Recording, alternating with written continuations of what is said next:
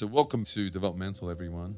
We've just been experiencing some of the most extraordinary times in our lives where we've been faced with catastrophic events such as floods, fires, COVID-19, and now civil unrest in places like the US because of unfortunate and unforeseen circumstances that have taken place. And I think it's time to stop and reflect on where we are, on what we're doing, and use this as a moment to really plan the way forward in our lives and ensure that from this day forward that we manage our lives, our expectations, and appreciate what we have in our lives at the moment. You're listening to Developmental, Property and the Mind podcast, where development industry insight meet mindset with Trafalgar CEO Joe Aboud. Join one of the property industry's most free thinkers as he explores the path to success and contentment. Okay, so welcome back to Developmental, everyone. My name is Joe Aboud, and in this episode of Developmental, we are talking about the last 10 episodes almost and taking a good look back at exactly what we spoke about back then. I'm joined today by no other than Holly Reynolds, whom I kicked off the first episode with, and a great big hello to you, Holly. Hello to you too, Joseph. Great to be here, and I'm excited about our chat today because we've got lots of content that we can go back on and reflect on. Yeah, can't wait. Sounds good. Yeah. So what are we going to start off with today? Well, what I think is interesting is this is an opportunity, if you've never listened to Developmental before, this is a great little taste test, a little teaser to give you an idea of what the other episodes are about, so you can dig back and look at the one that you want to. Or if you have listened to it, it's a great reminder of something maybe that's worth going back and having a listen to again. Yeah, you know, I'm a really big advocate of remembering to remember, right? So, Yeah. this is the other thing that, people often say, well, we know that already, or we've heard that before, but I think the biggest problem most people have is they always forget, and all of these things that act as a great reminder, teaching us to remember. Yeah. And that's one of my favourite sayings, really. Yeah. Helps and gets you through your day-to-day challenges and Sure does. stuff like that. So It's like having a shelf full of books and then one day going, oh, I forgot I had that one. That's amazing. And for whatever reason, it speaks to you in the moment and you get something new out of it. So yeah, that's my favourite bit about reading and books and listening and all that kind of stuff is that it's always relevant to you at that moment, and you'll always learn something new at that point. Yeah. So what are we going to learn today? Well, I think what we have learnt through this adventure that we've had with Developmental in the last 10 episodes, the last one I think being with Peter Chittenden from Collier's, which is a really great listen, is that there are just so many lessons out there. Amazing people doing incredible stuff, and even people that you don't know are amazing when you give them a chance to have a chat. But in preparing for this, we talked quite a bit about what was going to be a relevant topic at the moment, and we had a bit of a laugh as well because there's this meme out at the moment because every man and his dog started a podcast since COVID. Glad we started a bit earlier than all that. Huh? I am glad that we got on That's to all this a bit and earlier. I thank you for that because you really inspired me to do this. So again, props to you and thanks to you. No, it's been really great fun. But I think what we've realised is that right at the moment we can all do with a dose of positivity. We've been confronted with a whole heap of stuff since the end of 2019 really here in Australia. We've had bushfire, we've had flood, then we've had this global pandemic and it's rocked, I think, everyone to the core, and it's been hard for a lot of people to kind of stick their head up and go, there's something to hold on to, there's something positive out there. I think we need to remind ourselves about the really great positive things that are happening and the people out there who've learnt through adversity as well. Yeah, look, I think energy speaks for itself in a way. We've had a conversation a few times about the effects of global warming and climate change and all that kind of stuff. And at Harvard, one of the professors one day looked at me and he said to me, "Guess what, Joe?" I said, "What?" And he said, "The world's going to be okay."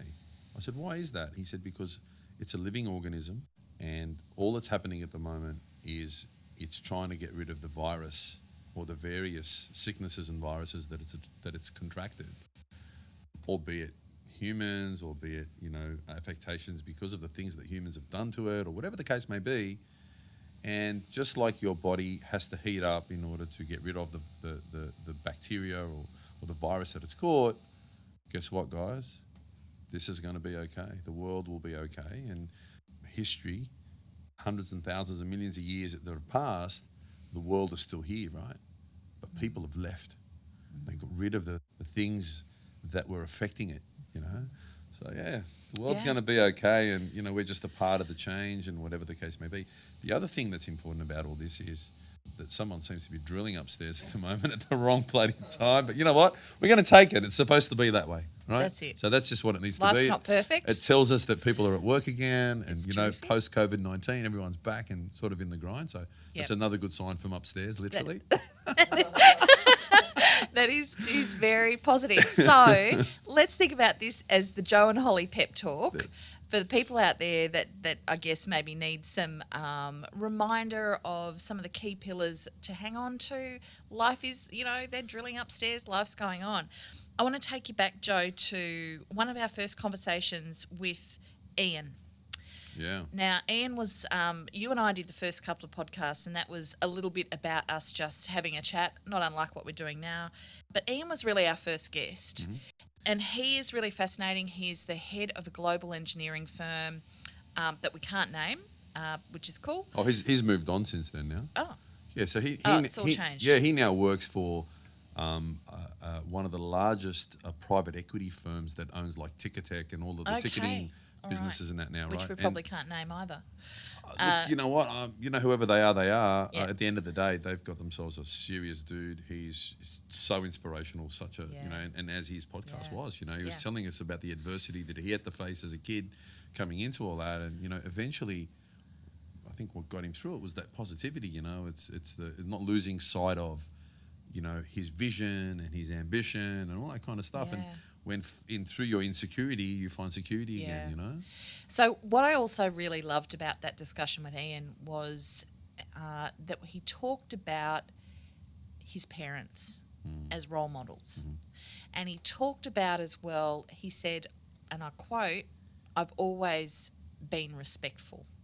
So respect for him is kind of a really important value. And he talked about that, and then just working hard, and he never felt entitled. He never felt he was owed anything. He was just like, if I stick my head down and tail up and work hard, I'll get where I want to go.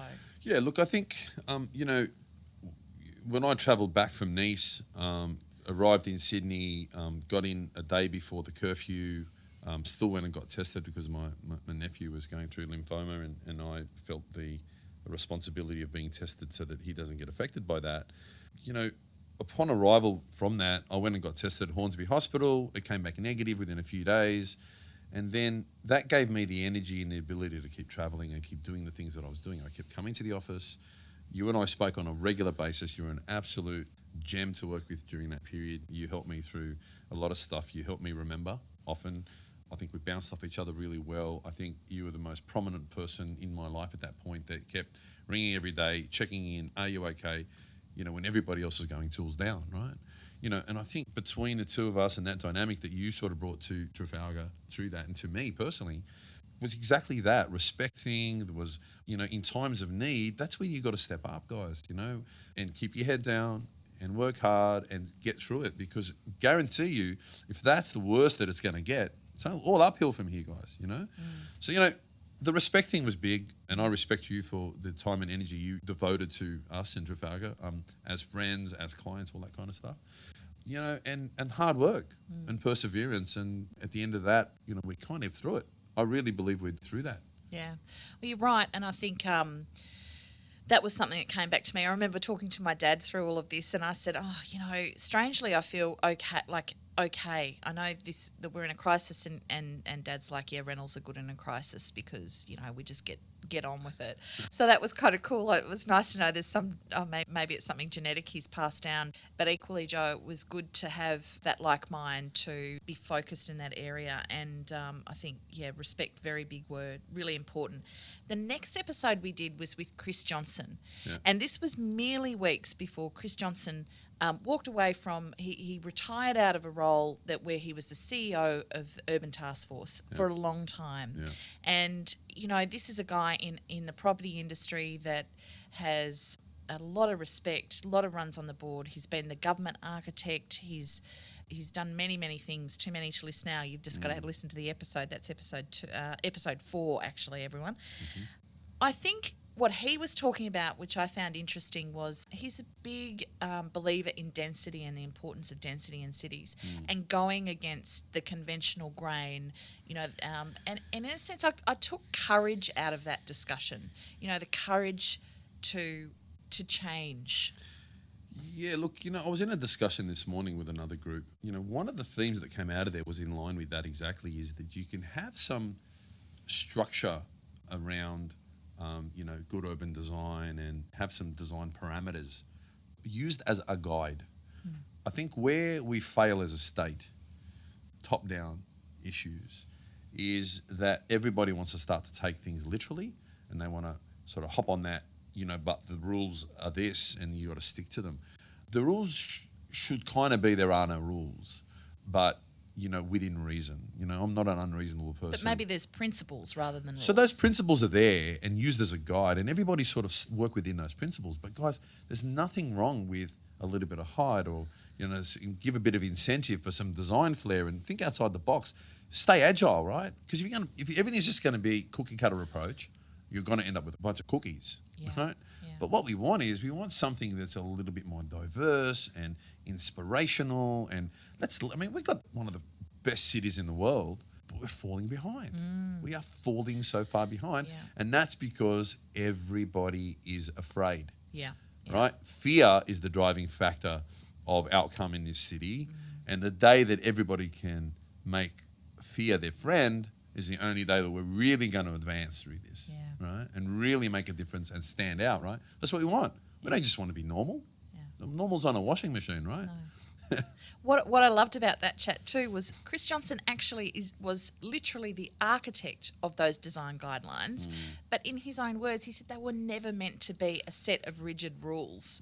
And so I found that fascinating. Yeah, look, and the problem with the people that assume a control of those documents and those things, unfortunately what they do in our industry is they use it to their advantage rather than they interpret it the way they want.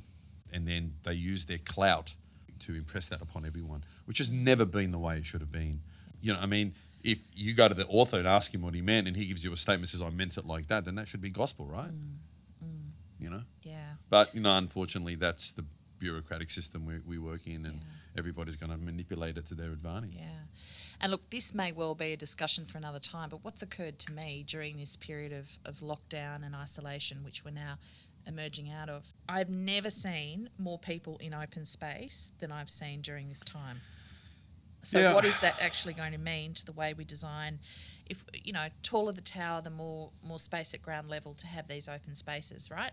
So I think it could be an interesting discussion about the importance of public open space and how that affects design. Look, I'll sit here as an advocate for every developer just about that's out there, that if you gave them some opportunity and some incentive, they will deliver stuff never, ever, ever seen before. But you can't, wield the stick and control them and not let them and not give them an incentive and take this socialistic perspective of, he's making too much money, you can't give him too much. It's actually the opposite. The more they make, the more they'll give. I'm very confident of that, right? And if you built that kind of a policy that basically said to them, okay, the more we give you, the more you got to give, everybody wants to be a part of that, because at the end of the day, there's only so much money you can spend and accumulate, right? So you start to have excess. Excess sometimes can be good, because those kind of people that are risk takers actually wear their heart on their sleeve and actually do good with it, right? And look, and you're going to get a couple of bad eggs in there. Sure. That's just the way it is, but encourage them, run away from fear. Stop using fear that's what they're using with COVID. But that's my opinion, though. Yes, well, that's a rabbit hole we might steer away from. But so that's Chris Johnson, everyone, episode 4. If you want a recap of his illustrious career, but importantly how the design guidelines came into effect and why density is good, great one to listen to. So episode 5, we then got into a really interesting discussion with none other than Shane Gihar. Now, he tells a really fascinating personal story, an experience that he had as a young child in a very tense situation during a siege where a hotel was taken hostage, essentially, and its occupants. In Syria, in Damascus. Damascus. Yeah. So we weren't expecting that. I don't think we were expecting that conversation, but it pushed us in some really interesting areas.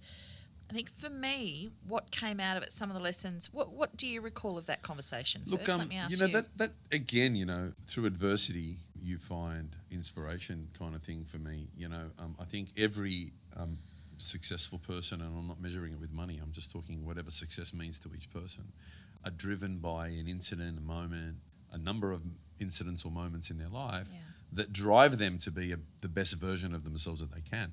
Shane's an awesome example of that.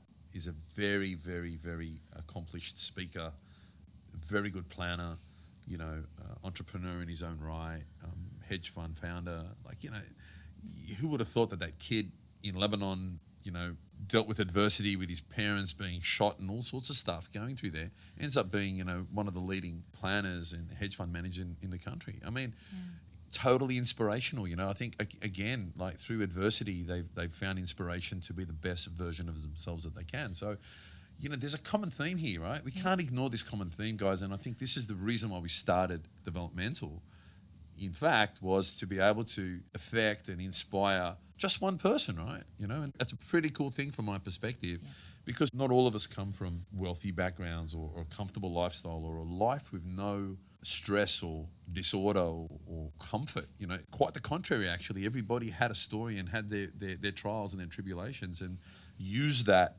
to drive success and ambition and all that kind of stuff. So, yeah, Shane was amazing, and he's still amazing. He's still writing and talking and, you know, getting out there. He's so good at that, and, you know, an inspiration to us all. Yeah, he's so prolific, isn't he? One of the things I loved about that discussion was, see, one of his real passions is public speaking. He talked a lot about pushing himself outside his comfort zone and the importance of being able to present yourself, and particularly in this industry or in any industry really, how do you make sure that you're able to contribute but be heard? And having those skills is something really important. He's got an incredible sense of self-control. He has the ability to be able to motivate himself to a level that I don't see often. You know, I think that's a testament to his success. Yeah. You know, the amount of resilience that he's shown, and, you know, various things like that, you know, are character building in their approach, but they're the very characteristics that build success. An absolute gem of a person and a total inspiration to everyone. Yeah. Especially in our industry, right? Absolutely. So then, after talking with Shane, the next conversation we had, another legend, in fact, globally known, Professor Ed Blakely. Yeah, the prof is a special man, very worldly, you know, accomplished in his own way. I mean, I think he was still a gridiron referee or sideline touch judge or something, you know, at the age of... Was he 80, I think in high school he was. No, but I'm saying even now. Oh, still now. In Sydney, I didn't realise. Yeah, I can't remember that. So he gets out there and he's training, and look, you know, if that's not inspirational, I don't know what is. If I can still run at 70 or 80 years old and out there refereeing a gridiron match of all kind of things, I mean, wouldn't want to have someone be running at me at his age. On the sideline. Like, I don't know how he gets around that, but he must be quick on his feet, must be light on his toes. Maybe it's just no one expects it. So there you go.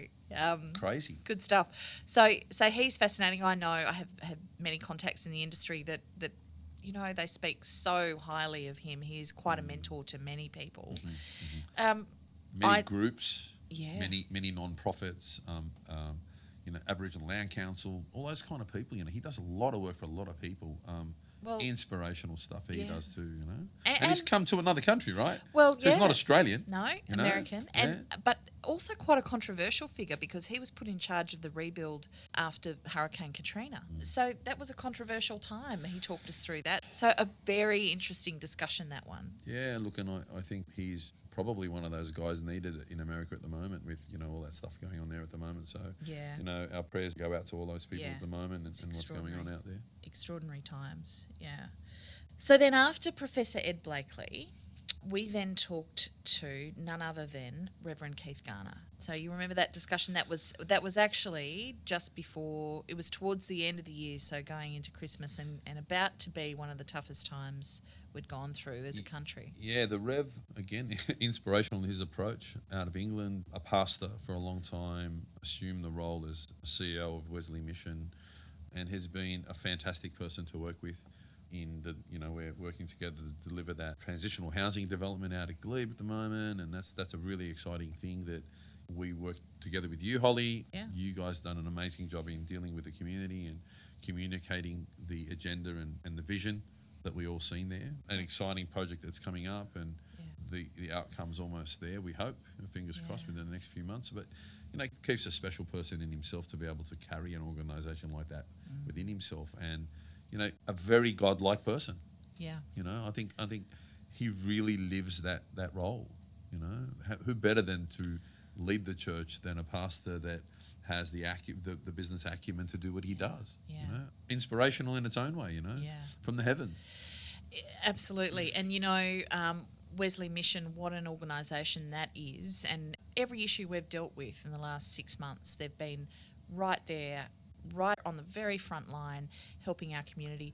We learn a lot that conversation, I feel, about homelessness, and about maybe preconceived ideas about what it means, how it comes about, how big an issue it is here in Australia. And I can only imagine that it's only getting, to become a bigger issue too. So that's a fascinating discussion and goes quite deeply into that subject matter about homelessness. So if you're interested in that discussion, that's episode 7. Mm-hmm. So, hot on the heels of Reverend Keith Garner, we were then talking to Craig Morris. And that was a great discussion about personal transformation and what does it take to really affect real change in your life. What's your recollection of that chat? Because you know Craig very well. Yeah, Craig and I work together a fair bit on a personal level, on a business level. He's a great mentor and coach in his own way, and a very insightful person into helping affect change. We today come with the word evolve. Evolving, you either evolve or you're just stuck in that place, right?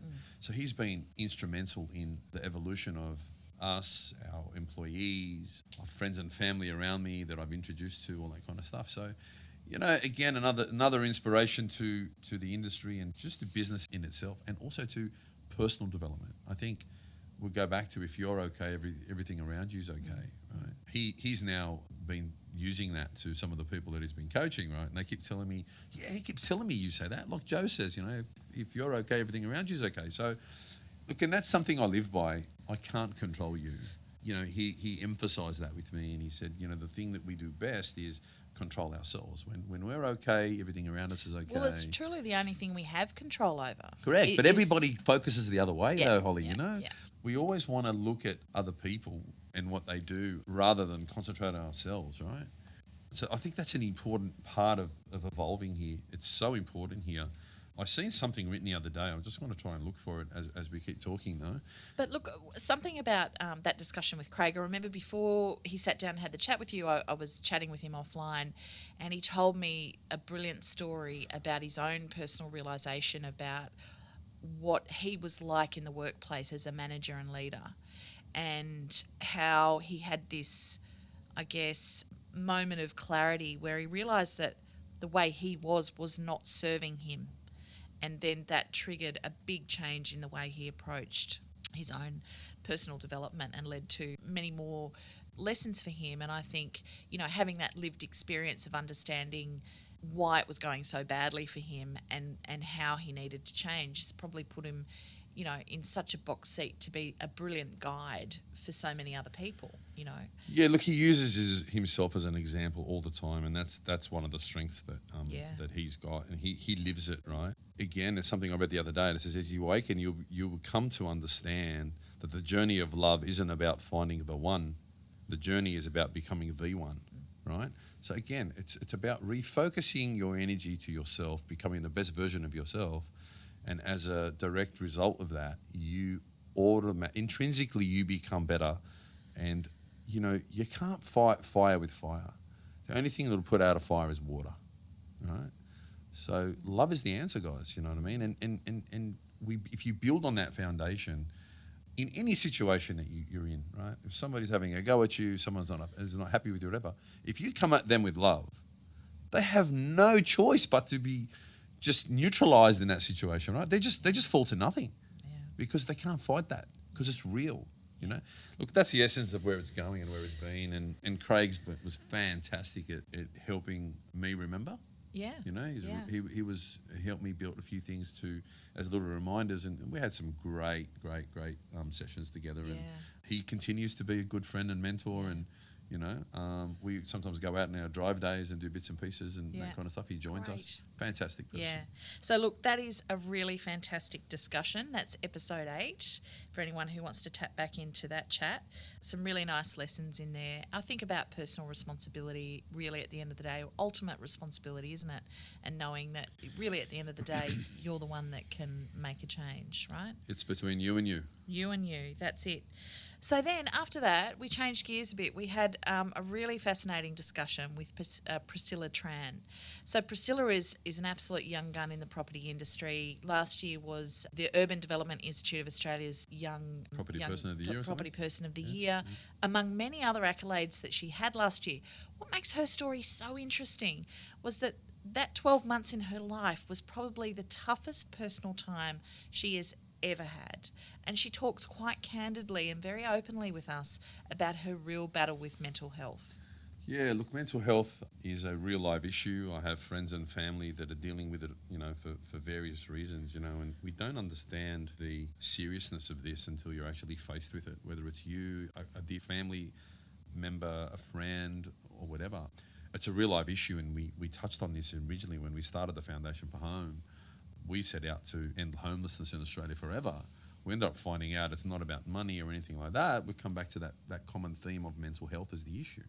So a lot of these people in the homeless realm are really mentally ill, you know, and have some mental health issues that, unless managed, can't be overcome. You can't deal with homelessness unless you deal with mental health. It's so intrinsically linked. Of course, it's not the only thing, but it plays such an enormous role. Oh, it's not the cause. It's not the cause of it, but it's definitely a condition embedded that is embedded in homelessness and things like that. And look, she wasn't homeless. She had her own, you know, issues and concerns that she dealt with, and you know, we thank her for being so open and honest with us about that. Yeah. You know, I learned a hell of a lot through that podcast. It was completely, excuse the pun, left field of where we were, what we normally talk about. If anyone doesn't know, Left Field is the name of Holly's business that we work with heavily in this space.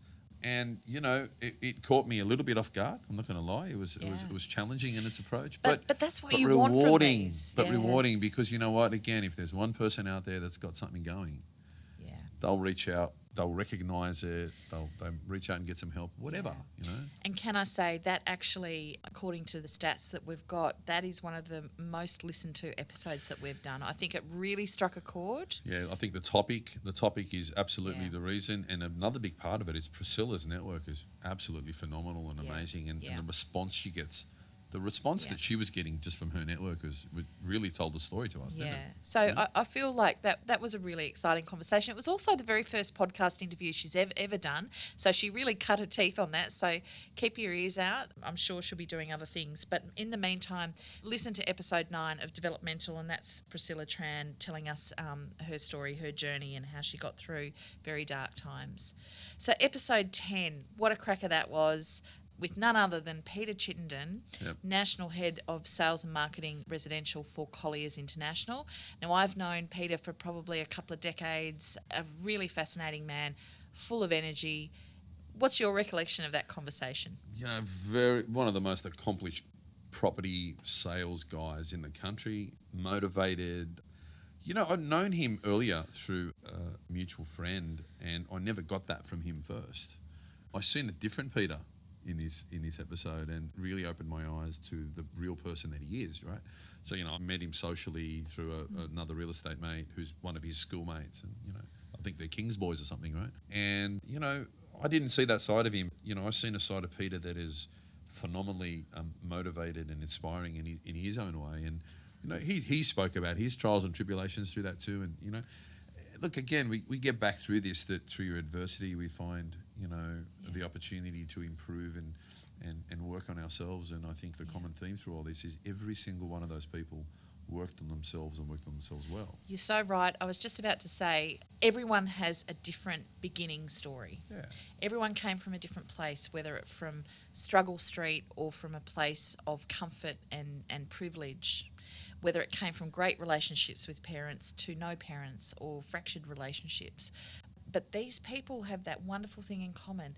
They have created the life they've wanted for themselves. They've become self-aware, they've done the work, whatever it is, in whatever area. But, a really great 10-pack of discussions. And I'm really excited about the next one that's coming.